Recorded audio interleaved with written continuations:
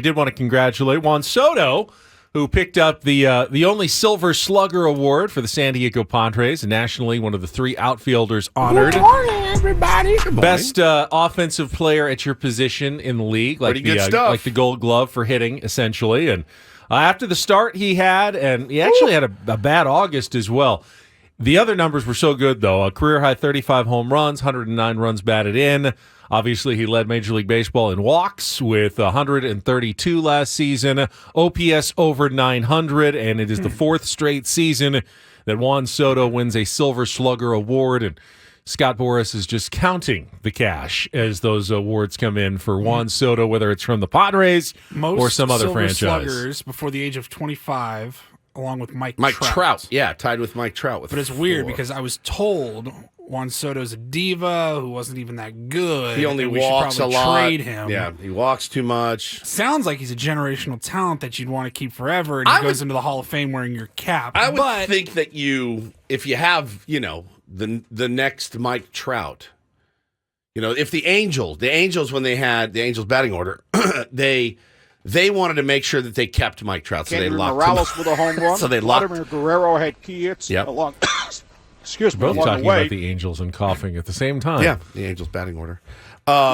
You keep him. You do what you have to do to keep him, and maybe I don't know. There's a weird idea. Maybe you build around him. Now, no one on the Padres has ever suggested anything other than they'd like to keep Juan Soto. I was told in an article that everybody wanted to get rid of Juan Soto, and it was common knowledge all of last season. That's something that I read. Some Brandon in the chat yesterday was pounding me over the head with it. Bob Melvin hated him. AJ Preller wanted to move him. These are all the things I've heard. Common knowledge was what it was said. Common knowledge. How do you define common knowledge? Like everyone knows. Most people know. Everybody knows. I still don't It's know weird that it only comes out now. It's so strange. It's so common, yet someone who covers the Padres on a daily, hourly basis still doesn't know that for a fact that anyone wanted Juan Soto gone. Some of the moves we've made over the last couple of years, it doesn't surprise me then that you'd want to get rid of a guy like that. But listen, he's a guy that you want to keep. He's a guy that you want in your lineup.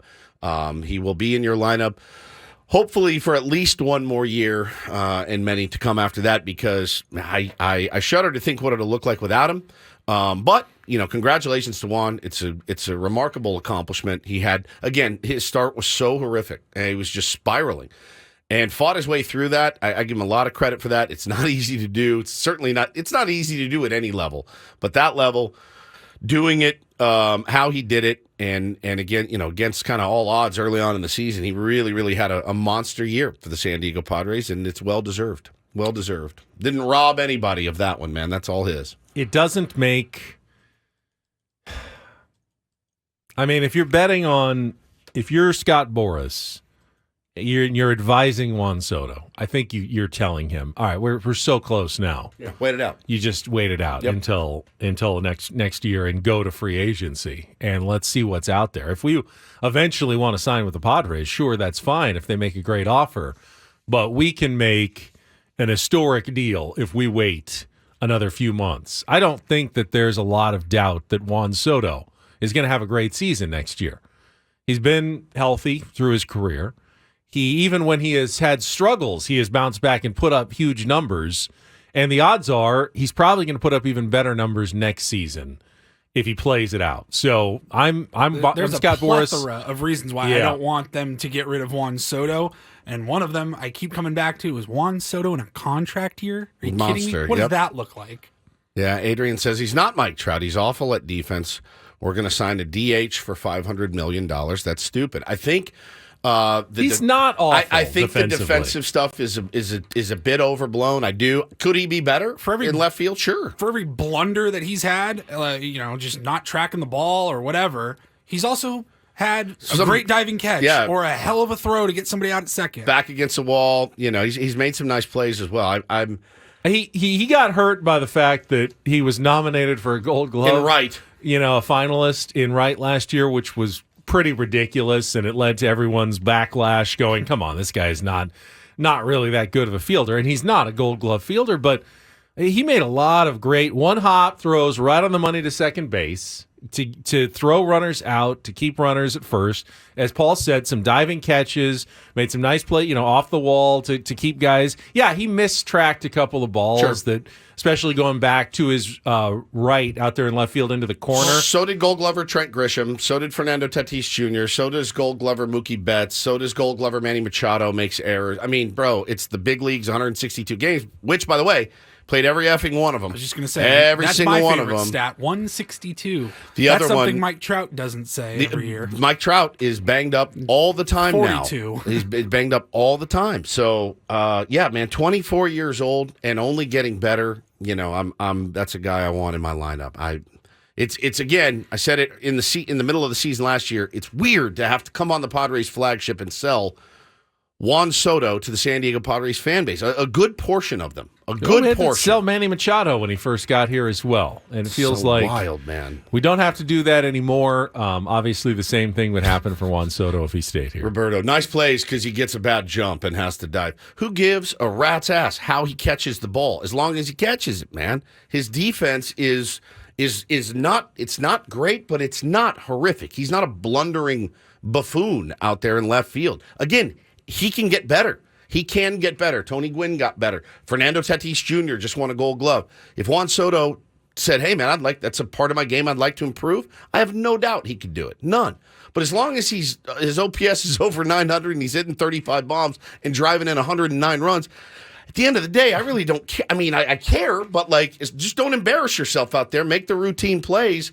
And let's go. Man. I mean, Juan Soto is about? also hurt by the fact that he makes it look so easy at times. You're almost disappointed with 900 OPS and 35 homers. Right, exactly. There's more. The ceiling's higher. When he's hot and he's swinging it and he's going to all fields with power, you wonder, why isn't he hitting 70 home runs? Why isn't he hitting 400 and having a 1,200 OPS? That's simply because he's so talented at the plate that you feel like 900's a bit of a disappointment. It's not. It's an incredible season. It was worthy of a Silver Slugger award, and the Padres obviously should do what they can to try to keep him. If they, if that is somehow possible, they should be trying to keep him long term. Plays every day, 162 for him. So now you can't ever guarantee that in the future, but certainly did last season. Made it a priority. You'd know he's going to do whatever he can next year, especially if it's a contract year. Yeah. Yeah. It's wild. Wild. Good for him. Proud of him. Looking at his career games played. 162. First time he ever did that, and he had it as a goal. 153, 151, 150, and then 116 his rookie year. That's a guy, he's going to be out there. He posts. That's what you want.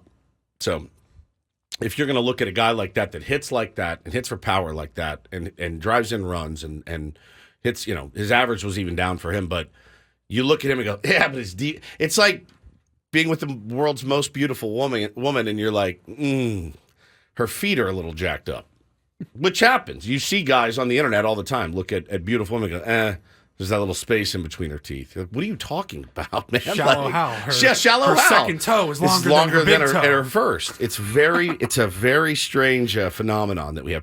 There are no perfect ball players. None. There's no one out there that's a perfect baseball player. I mean, you can look at what are the best players in baseball. Look at them. They have flaws. They have holes in their swings. They are exposed.